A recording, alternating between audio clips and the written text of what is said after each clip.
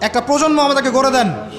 একজন দায়ী, একজন বক্তা, একজন আলেম, 10 জন আলেম, একটা সরকার কিচ্ছু করতে পারবে না যতক্ষণ না আপনারা পরিবর্তন হচ্ছেন।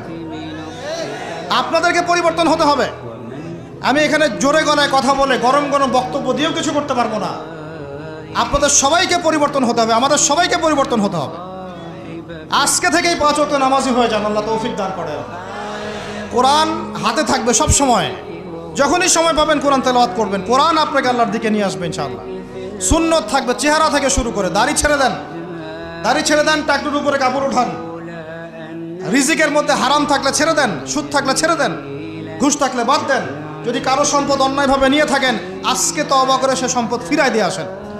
লজ্জার কিচ্ছু নাই, গিয়ে বলবেন ভাই আমি ভুল করেছিলাম, বুঝি নাই, জানি নাই, তোমার সম্পদ অন্যায়ভাবে নিয়েছে, ভাই তুমি নিয়ে নাও। আপনার মর্যাদা আল্লাহ বাড়াই দিবে ইনশাআল্লাহ। আল্লাহ আপনাকে আসমান থেকে বেহিসাব রিজিক দিবে ইনশাআল্লাহ।